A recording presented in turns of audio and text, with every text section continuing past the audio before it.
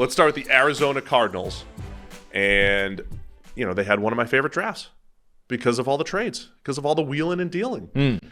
So the Arizona Cardinals, I think the biggest news is the fact that they traded out of 3 for an absolute haul with the Houston Texans, and then eventually drafted. We see Paris Johnson at 6, the Ohio State offensive tackle, B.J. Ojulari, the edge out of LSU, Garrett Williams, the cornerback out of Syracuse, Michael Wilson, one of your favorites, wide receiver out of Stanford. And then on day 3, a couple highlights there, Clayton Tune, quarterback out of Houston, Keitrell Clark, cornerback out of Louisville, Dante Stills, D-tackle at West Virginia. So I think when I look at the Cardinals draft, it's less about the players.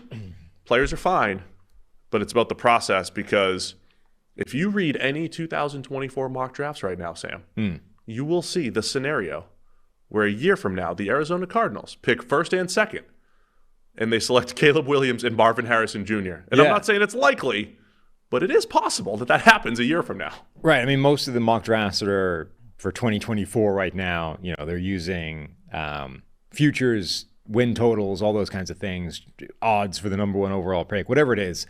And right now, the Houston Texans and the Arizona Cardinals essentially are odds on to be the worst 2 teams in the NFL. And Arizona owns both of their first-round picks. So, trading back from 3 was always what they wanted to do. They weren't going to pick a quarterback. They therefore wanted to trade to somebody that wanted one. Now, as it turns out, it was Houston wanting to trade back up, having already taken a quarterback. So being able to trade back was big for them. Trading to number 12, I think, was a big enough jump that they were able to sort of maximize the trade haul. So it was kind of a dream scenario in that lineup, even though they end up jumping back up to number 6. But then getting the first-round pick next year is just the absolute jackpot for them, particularly when that first-round pick is coming from Houston, who are supposed to be terrible next year.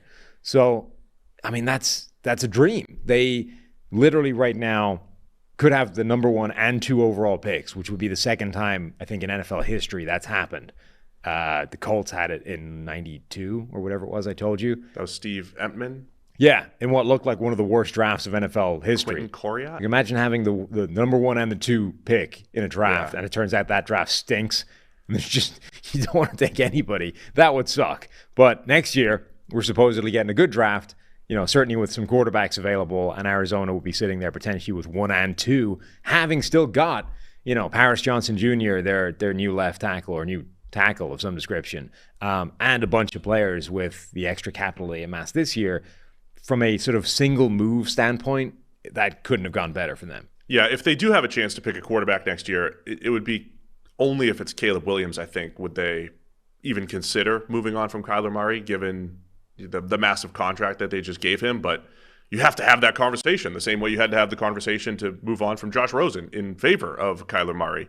But yeah, even if the Texans pick is 5 or 6, they're still probably getting a potential blue chip player. So look, I've trashed the Texans a little bit. I don't know, highlighted how I think difficult it's going to be for Will Anderson to be the equivalent of 4 players, basically.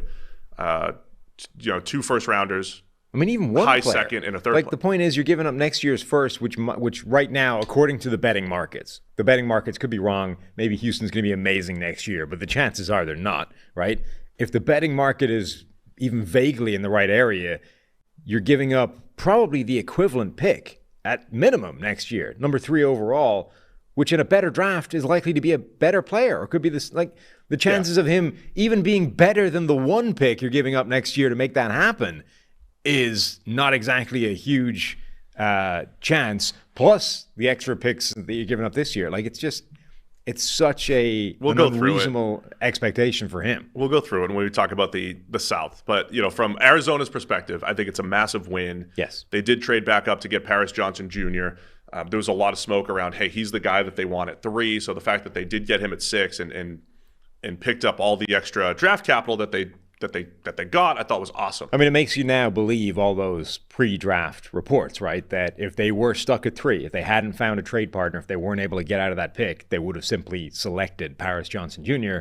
at number 3 overall, which I think just further highlights what a great deal this was for Arizona. I mean, if they were willing, if they couldn't get a trade done, to just pick that guy at 3, and they end up trading back, getting a first next year in addition to some extra picks, some of which they had to use to get back up to 6, and still got the guy that they would have been happy taking at 3. Like, that's insane. Yeah. So that's man, it's a big win for Arizona. Paris Johnson Jr., the interesting thing about him now, 1 year at tackle, super long arms, going to fit in as a left tackle. But the Cardinals have question marks all across their offensive line, but they have probably 4 tackles and most of their questions at guard and center. DJ Humphries is still there under contract at left tackle. Josh Jones is the backup left tackle who struggled at guard but played well at tackle last year. Kelvin Beacham's there for a couple of years at right tackle. We'll see what happens with Paris Johnson. He could start at guard for a year and then kick out to tackle. There were a lot of people a weird number of people that talked about him as a guard. Yeah. Like more than you would have expected for a reason that I never really understood. Greg Cosell, I think, was one of them that maybe. Thought he was a little bit lower on Paris Johnson Jr. So obviously you're not going to take a guard at number 3 or number 6 overall, but maybe he does last there for a year while they're figuring out how to juggle the 4 tackles that they have on the roster. I'll say this. I think neither of us loved the tackle class overall. I think 5 ended up going in the first round if you count Peter Skoronski.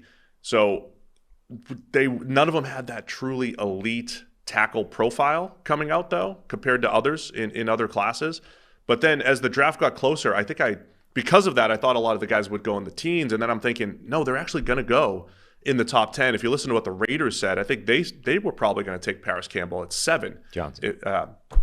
Paris Campbell. Man, how many times have I done that?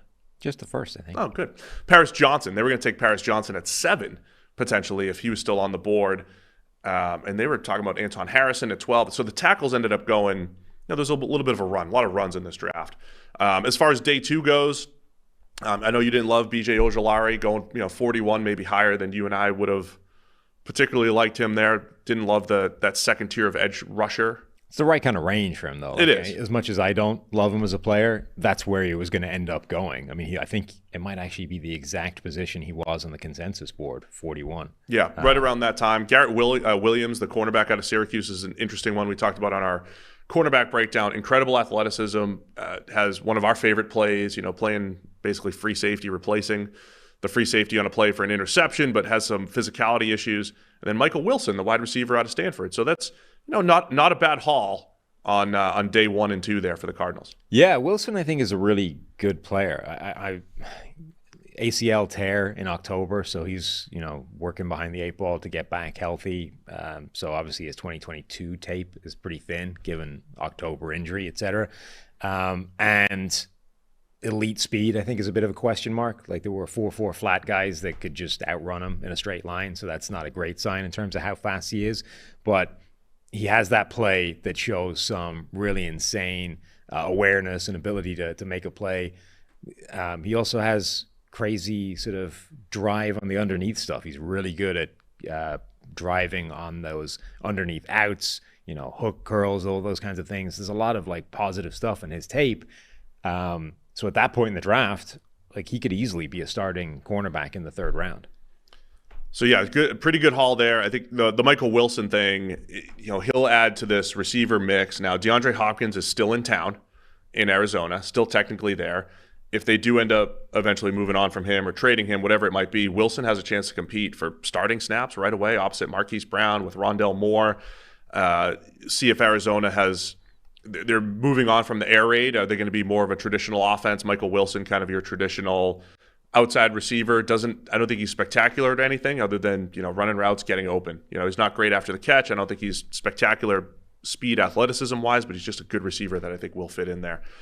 Day 3, I like Clayton Tune, man. I like him as a developmental QB in round 5. I mean, he might be the best. He, I think, was QB 5 in this draft. Everyone was so focused on Hendon Hooker, who I think the NFL acknowledges, given his slide, was the kind of project people were talking about, not the slam dunk that the hype was talking about.